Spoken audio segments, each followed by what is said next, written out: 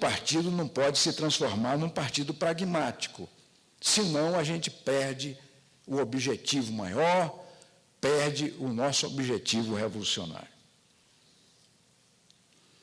A segunda lição básica, camaradas,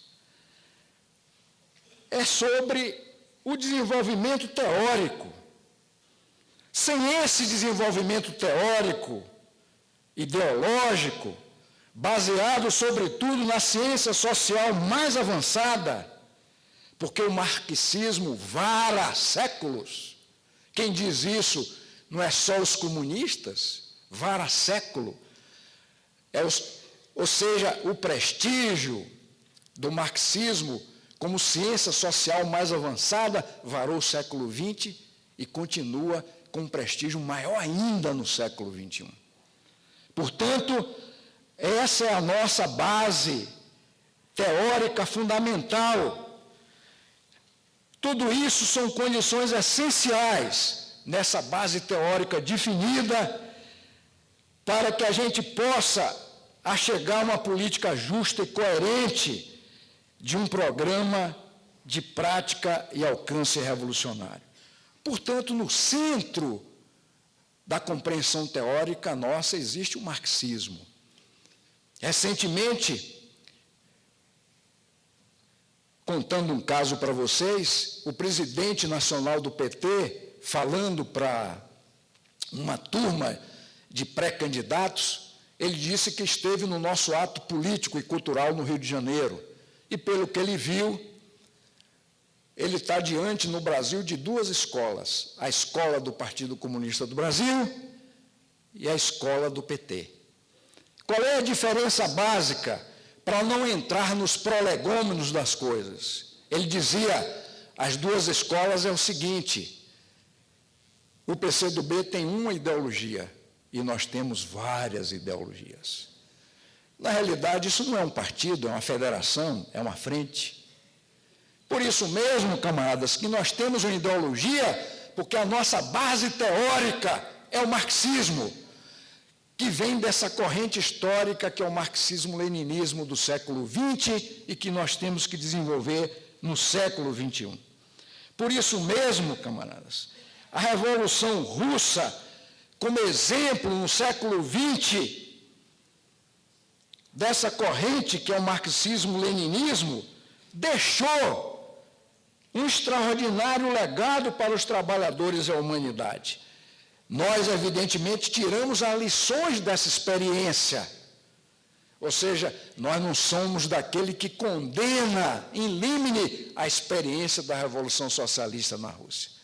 Tiramos as lições, tiramos os ensinamentos e consideramos o seguinte, camaradas, os comunistas são herdeiros de toda a história desse magno empreendimento revolucionário do século passado.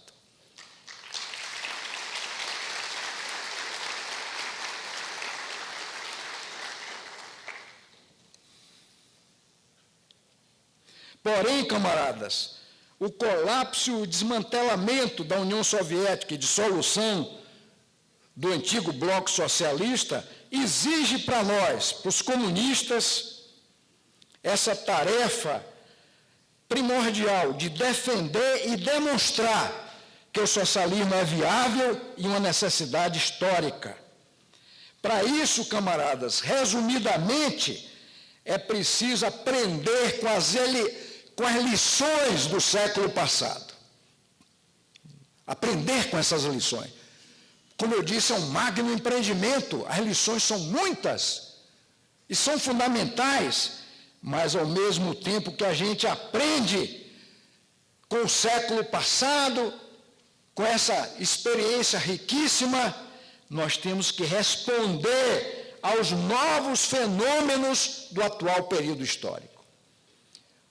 Em resumo, camaradas, aprender da experiência passada e, ao mesmo tempo, responder aos novos fenômenos históricos. É isso que nós temos procurado realizar, se esforçar nesse sentido, camaradas. Sem isso, não há desenvolvimento e aperfeiçoamento da teoria marxista. A teoria marxista não é estática, não é parada, não é histórica. Para isso é necessário tirar lições das experiências e levar em conta os novos fenômenos. No caso da União Soviética, a corrente histórica marxista-leninista não avançou nem se enriqueceu na interpretação dos fenômenos novos, na construção do socialismo na União Soviética. Sobretudo, se a gente considera depois da Segunda Guerra Mundial. É claro que é uma experiência insólita, a experiência da Rússia e da União Soviética, dos países que compunham depois os sovietes.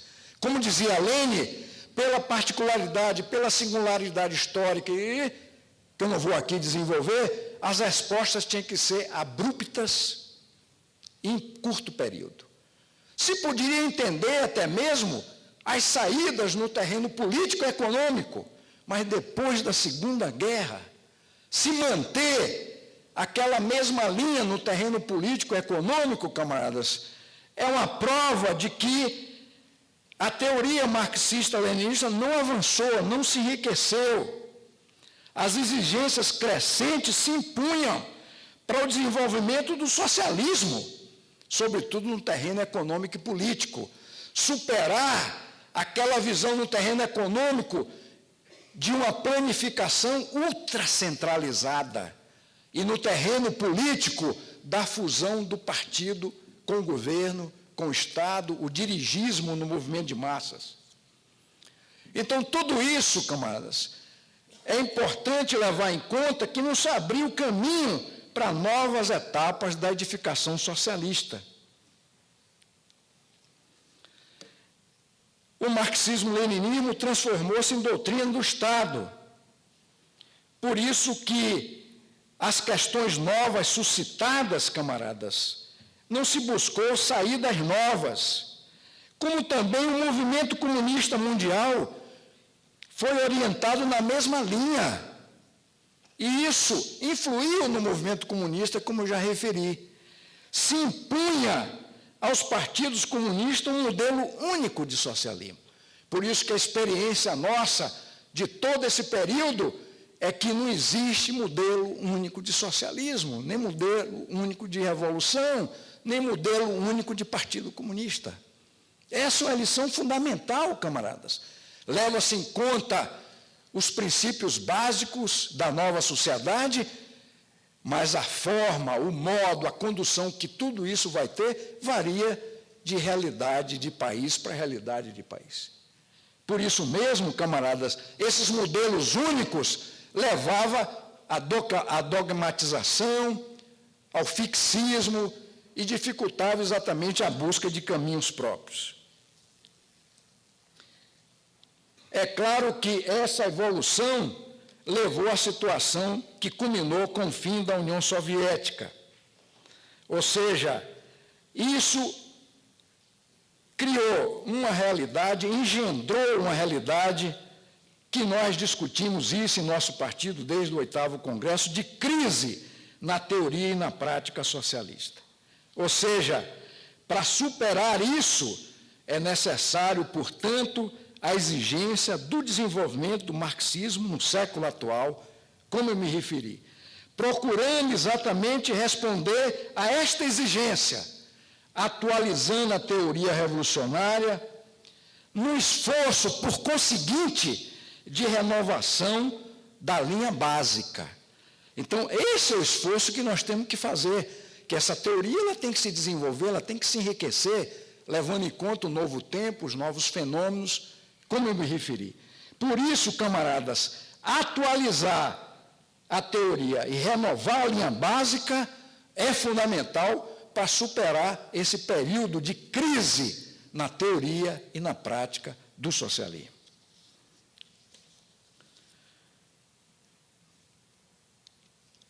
Por isso, camaradas, na atualidade, o trabalho teórico e ideológico do partido concentra-se, esse trabalho teórico e ideológico, na busca de um domínio crescente da realidade mundial, essa é a compreensão nossa, da singularidade do capitalismo contemporâneo, da nova luta pelo socialismo e na tarefa de desvendar a profundidade da nossa realidade, da realidade brasileira.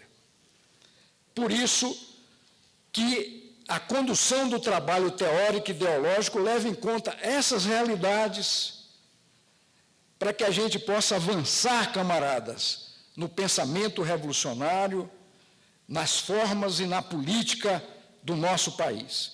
E esse desafio é importante, camaradas, porque requer diálogo permanente com o pensamento avançado, com o pensamento marxista e progressista do nosso país, alargar, evidentemente, essas relações. Nós sozinhos não vamos exatamente, camaradas, ser capazes de atualizar esse trabalho teórico e ideológico, levando em conta todos esses fatores que eu aqui me referi. Dessa maneira, nós atuamos para enriquecer e desenvolver o marxismo. E nós temos procurado, dentro das nossas possibilidades, das nossas limitações, criar respostas que sejam originais na formulação da nossa estratégia, da tática e da construção do partido, para enfrentar exatamente essa nova luta pelo socialismo nas condições concretas do Brasil. A terceira lição, camaradas, como lição básica, é garantir essa relação dialética e intrínseca entre a formação do partido, da sua direção e, insisto, a conquista das massas trabalhadoras e populares, intervindo nos grandes acontecimentos políticos. Esse é o modo determinante para o partido cumprir sua tarefa revolucionária. A questão aqui, camaradas, não é simplesmente ligação com as massas, como tanto nós falamos. A questão nodal, a questão central é a conquista das massas trabalhadoras e populares. Essa é a questão que eu me refiro. O partido, portanto, camaradas, tem que se vincular para isso estreitamente com as massas trabalhadoras e populares. Aliás, essa é uma expressão concentrada da própria natureza do Partido Comunista. Como diz muito bem o grande líder revolucionário Mao Tse-tung, é preciso servir ao povo. É sempre essa uma grande diretriz permanente. Ou seja, é da natureza do Partido Comunista. O afastamento do partido, o isolamento dele, de seus dirigentes, das organizações do partido, nas suas relações com o povo, camaradas, é um grave sintoma de burocratismo, que pode levar até a degenerescência. Por outro lado, o aprofundamento e a vinculação do partido com o povo torna o partido poderoso. Essa é a experiência revolucionária, camarada. Portanto, afastamento das massas leva a burocratismo. Aprofundamento da relação com as massas é que pode se construir um partido poderoso. Essa é exatamente a nossa compreensão básica, que é da experiência do partido e de todos os partidos revolucionários. Como também, camaradas, o partido e suas direções se forjam, ligados de forma estreita às amplas massas do povo. E, ao mesmo tempo, a comprovação da justeza e da coerência política do partido, ela é demonstrada na atuação junto com as massas no curso político. Ou seja, o partido e a direção se forjam nessa estreita ligação com o povo, com os trabalhadores, mas, ao mesmo tempo, camaradas, a própria comprovação da linha, da justeza dela, da coerência política nossa, do partido, é feita também na atuação junto às massas. Então, essa é uma outra compreensão que para nós é importante da nossa experiência. No estágio atual da nossa construção, camaradas, o conteúdo preciso de ligação com as massas está na exigência maior, que é exatamente essa exigência de fazer progredir esse grande empreendimento de conquistar a maioria, especialmente dos trabalhadores e do povo, para o nosso projeto programático. Ou seja, esse conteúdo da ligação com as massas tem na sua exigência maior a conquista da maioria. É isso exatamente que nós temos que compreender, e isso é produto da nossa prática e da nossa experiência. O partido, evidentemente, camaradas, ele ainda não é majoritário ou hegemônico entre os trabalhadores. Devemos, evidentemente, ter em conta que para construir um partido de ampla ação política de massas, e isso é importante, esse é o nosso objetivo, nós perseguimos isso, é preciso distinguir o que pensa a vanguarda, o que é até já superado pela vanguarda, mas é preciso ter claro o que pensa, o que quer o povo e a classe trabalhadora. Ou seja, nós não podemos imaginar que o que nós queremos, o que nós pensamos, aquilo que nós achamos até que está superado, é a mesma coisa para a massa dos trabalhadores. Seria uma grande ilusão, camaradas. Isso não é uma questão qualquer. Por isso mesmo que nós lutamos pela unidade dos movimentos sociais, buscando o nível desses movimentos. É importante que a vanguarda compreenda que tem que ganhar os trabalhadores, os valores, as ideias que predominam na cabeça da maioria é ainda da ideologia burguesa, porque ela é predominante na sociedade. Portanto, nós temos que ter essa compreensão para ganhar as grandes massas trabalhadoras. Não há, portanto, camaradas, transferência automática e simplista da consciência de vanguarda para as massas. É preciso conhecer, então, aí é importante, no nosso trabalho estratégico e tático, o ponto de partida da ação política, o nível da batalha da luta de classe. Isso não é qualquer questão. Exatamente isso é fundamental, camaradas, que nós partimos da ideia, na nossa estratégia e, sobretudo, na nossa tática, de ganhar maior parcela das massas. E como ganhar a maior parcela das massas?